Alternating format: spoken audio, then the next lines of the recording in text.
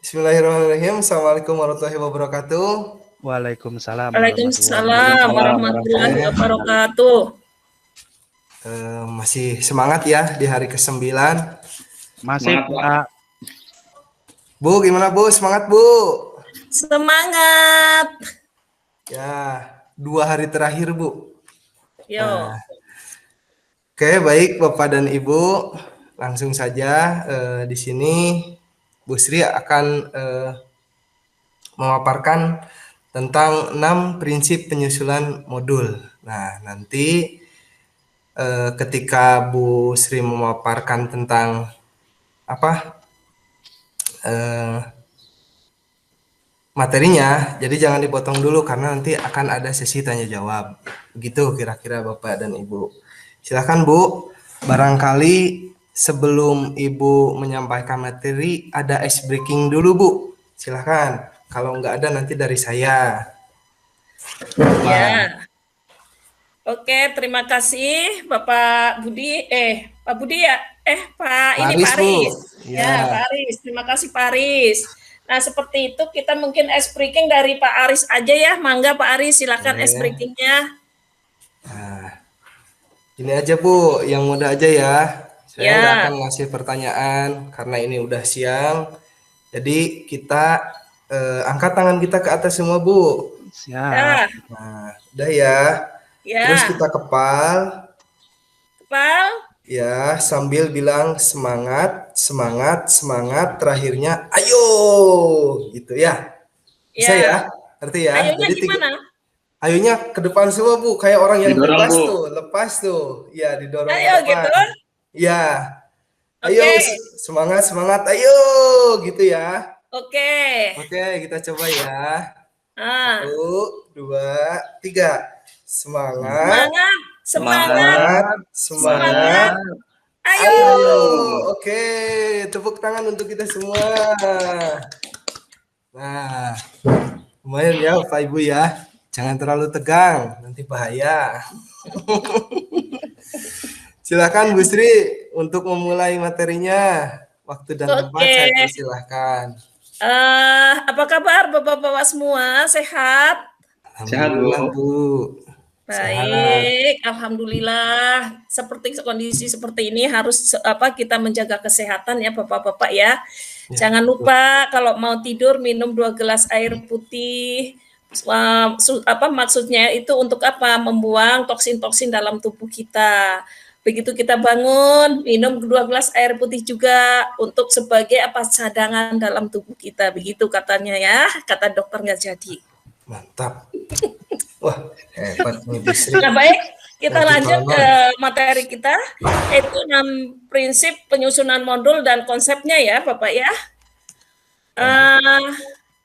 Tentang modul ajar ya.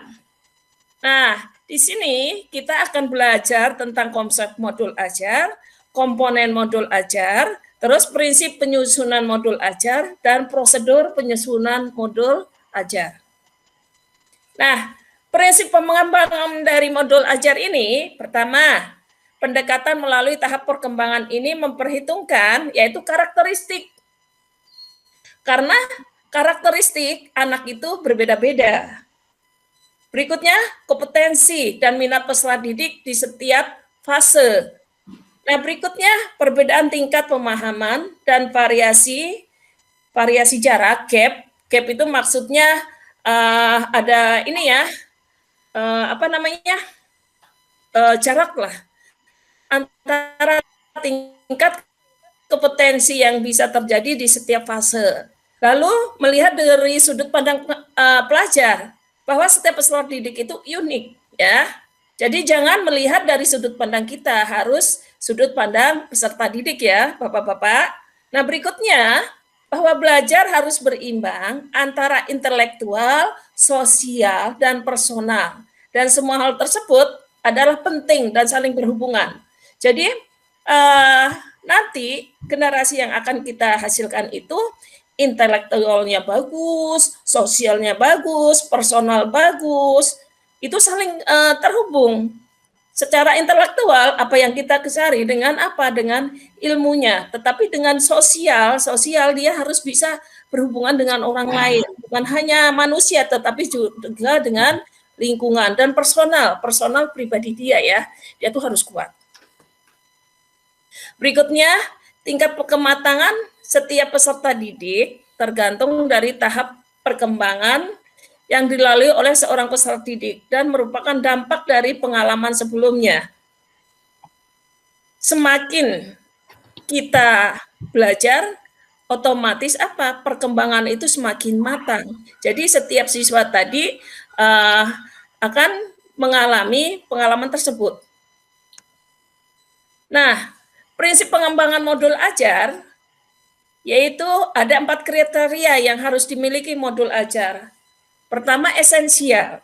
Nah, esensial di sini pemahaman konsep dari setiap mata pelajaran melalui pengalaman belajar dan lintas disiplin, ya. Melalui pengalaman belajar dan lintas disiplin, maksudnya misalkan di jurusan TKJ itu akan saling berhubungan, ya.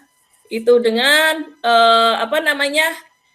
misalkan guru ini nanti akan saling berhubungan antara guru mapel apa yang misalkan umum dengan yang kejuruan nanti akan saling berhubungan.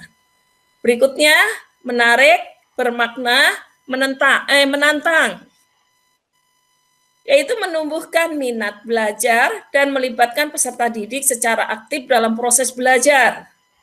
Berhubungan dengan pengetahuan dan pengalaman yang dimiliki sebelumnya, sehingga tidak terlalu kompleks, namun juga tidak terlalu mudah untuk tahap usianya. Berikutnya, relevan dan kontekstual. Berhubungan dengan pengetahuan dan pengalaman yang dimiliki sebelumnya dan sesuai dengan konteks di waktu dan tempat peserta didik berada. Nah, misalkan ya, relevan dan kontekstual nih. Anak-anak kita sekarang misalkan sudah zamannya menggunakan electronic fuel injection. Jadi jangan sampai anak-anak kita itu diajarin yang teknologi zaman dulu. Kalau zaman dulu hanya pengenalan saja. Nah, ini kalau yang kontekstualnya begini, kalau misalkan harus sesuai dengan antara guru mapel A dan dengan kejuruan itu pun harus sesuai. Dan ini berkesinambungan, yaitu keterkaitan alur kegiatan pembelajaran sesuai dengan fase belajar peserta didik. Fasenya kalau untuk anak SD itu fase A sampai D, untuk SMP itu E, dan SMK itu dan SMA E dan F. Nah, berikutnya prosedur penyusunan modul ajar. Guru pada saat mengembangkan modul ajar dapat mengikuti langkah-langkah sesuai dengan infografis. Hasil yang didapatkan di tahap 6 yaitu evaluasi dan tindak lanjut digunakan untuk tahap analisis, kondisi dan kebutuhan. Nah, di sini ada analisis kondisi dan kebutuhan guru, peserta didik serta satuan pendidikan. Ini kita analisis. Berikutnya kita identifikasi dan kita tentukan dimensi profil pelajar Pancasila, ya. Dan lanjut, tentukan alur tujuan pembelajaran yang akan dikembangkan menjadi modul ajar. Berikutnya, satuan modul ajar berdasarkan komponen yang tersedia, lalu pelaksanaan pembelajaran, dan terakhir evaluasi sebagai tindak lanjut. Nah, Bapak Ibu, tadi sudah saya sampaikan, nanti tolong berdasarkan kelompok, coba sebutkan langkah-langkah dalam menyusul modul ajar dengan bahasa Bapak Ibu sendiri. Oh, kalau ini mah kayaknya kelompok nggak usah ya, pribadi aja. Tolong sebutkan langkah-langkah dalam penyusunan modul ajar dengan bahasa Anda sendiri. Yang harus diingat, materi ini bersifat pedoman atau petunjuk praktis bagi guru sekolah atau stakeholder dalam mengembangkan ATP dan modul ajar. Berikutnya, guru, sekolah atau stakeholder dapat menggunakan referensi lain yang sesuai dengan kondisi dan lingkungan peserta didik. Terus, pada panduan ini lebih menekankan pada konsep, prinsip, prosedur dalam mengembangkan ATP dan modul ajar. Materi atau bahan ajar, guru dapat mengembangkan sendiri sesuai dengan kondisi sosial, budaya, kemampuan peserta didik, serta tingkat ekonomi masyarakat sekitar. Nah, sampai jumpa di materi selanjutnya. Silakan Bapak Ibu bila ada pertanyaan, silakan. Baik, Bu. Nah, baik Bapak Ibu. Nah, tadi sudah dipaparkan tentang materinya dan Bu Sri juga sudah membuka session untuk tanya jawab. Silahkan yang mau bertanya, siapa dulu? Jangan berebut ya. Ya, silakan. Oke, Pak Jamal. Silahkan Ya, Pak Jamal. baik, Bu. Tadi Ibu sudah bisa dilihatnya, Bu. Yang mana, Pak? mengenai prinsip pengembangan modul ajar. Baik, ya. Nah, di sana itu ada pendekatan melalui tahap perkembangan ini yang memperhitungkan karakteristik, kompetensi, dan minat peserta didik di setiap fase. Itu maksudnya apa, Bu ya? Terima kasih. Oke. Berikutnya silakan, saya tampung dulu.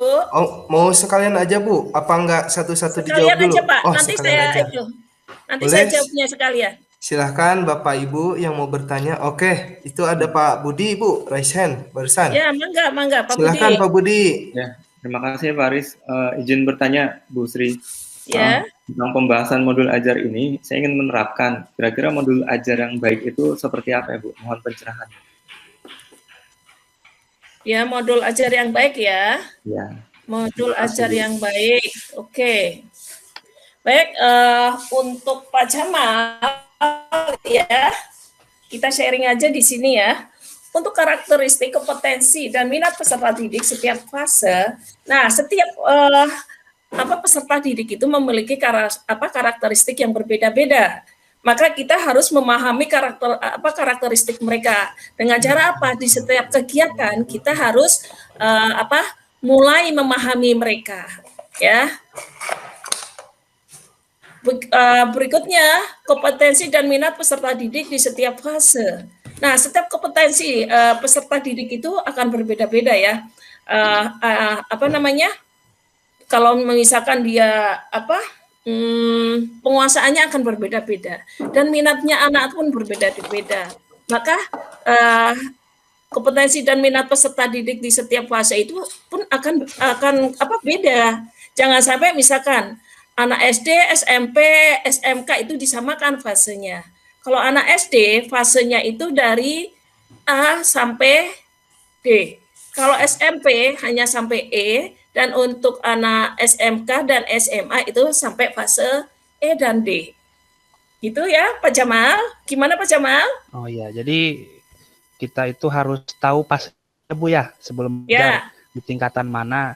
Jangan sampai kita mengulang di fase misalkan belajar matematika di SMP sudah, ketika masuk SMK diajarin lagi. Ya. Ya, atau sebaliknya. Misalkan anak tersebut masuk SMK di kelas 1, tetapi karena fase D-nya belum memahami, kita boleh turun fase. Seperti itu, Bu? Boleh turun fase selama kan kita biasanya di awal kita ngitungkan kuesioner ya Pak ya. Ya. Sampai mana kemampuan anak tadi sebelum kita memulai belajar. Jadi kita anggap anak itu 0 dulu Pak. Kalau misalkan mau masuk ya pertama kali. Setelah itu, setelah kita tahu fase-fase mereka di mana, nanti kita lanjutkan ke fase berikutnya Pak. Oke, siap. Bu, penjelasannya. Ya. Nah berikutnya Pak Budi. Seperti apa sih modul ajar yang baik itu? Nah tadi di sini Pak Budi udah saya sampaikan. Prinsip pengembangan modul ajar pertama esensial, Pak. Ya. Jadi esensial itu pemahaman konsep dari setiap mata pelajaran melalui pengalaman belajar dari lintas disiplin. Nah, anak-anak kita itu dari SD, SMP sampai SMK dan mereka akan bertahap belajarnya. Nah, konsep-konsep tadi akan saling berhubungan, ya, dari pengalaman belajarnya tadi. Jadi harus esensial. Nah, berikutnya menarik. Nah, sekarang kalau misalkan modul tadi tidak menarik, mana mungkin ya anak-anak tadi akan minat membacanya, terus bermakna. Nah, anak-anak tadi, misalkan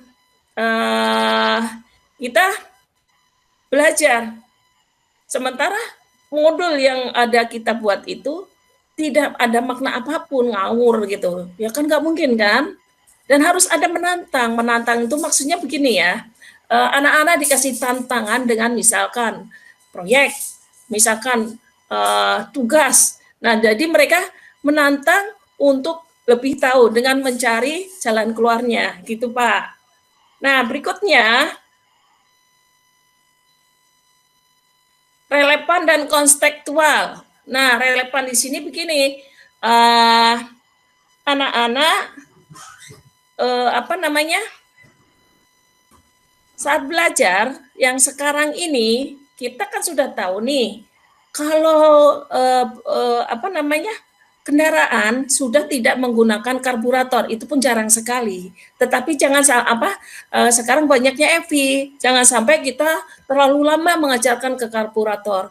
Tapi karburator itu hanya pengenalan saja. Kalau EV, electronic fuel injector, itu kita ajarkan, ya. Jangan sampai anak-anak sudah kita ajarkan karburator, sementara teknologi yang sekarang lebih dari itu, kan kasihan pada saat anak nanti keluar, anak tidak bisa apa-apa gitu ya Pak ya. Nah, ya begitu. Terus pada saat misalkan guru matematika nih, pada saat anak-anak kelas 10 itu kita anggap anak-anak itu umum, ya. Pas pada saat mereka kelas 11, misalkan kita ada di engine, misalkan ada overhaul nih Pak ya. Kalau overhaul, anak-anak tadi ya harus diajarkan bagaimana langkah-langkah overhaul itu, cara perhitungannya untuk mencari misalkan diameter silinder berapa, dengan terus ininya mencari X, Y, terus ya X sampai ketirusan, keausan, itu dibahas oleh guru matematika. Nah, misalkan fisika mungkin akibat dari perubahan tadi, misalkan kalau di overhaul apa. Nah, terus reaksi kimianya bisa juga. Nah, jadi saling relevan dan kontekstual. Gitu, Pak. Ya. Berikutnya berkesinambungan. Keterkaitan alur kegiatan pembelajaran sesuai dengan fase belajar peserta. Nah, jadi seperti itu, Pak. Saling berkesinambungan. Ya. Dari kelas 10 diajarkan apa, kelas 11 mungkin sudah ke kejuruannya, dan kelas 3-nya mungkin kita tinggal analisa saja, Pak. Ya. Bagaimana, Pak? Oke, jelas, Bu. Mungkin nanti saya coba buat dulu. Habis itu nanti butuh masukannya dari Bu Sri. Ya, terima baik. kasih banyak, Bu. Bapak-bapak atas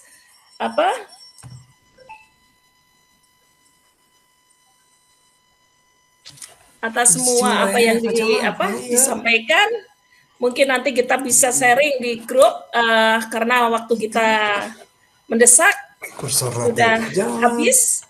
Maka sampai bertemu di pertemuan selanjutnya.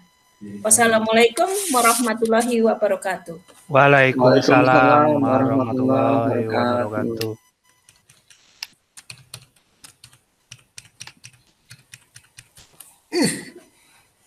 Pak Aris, gimana Pak selaku moderator? Mungkin di stop dulu Pak Jamal, rekodnya stop dulu. Nanti kita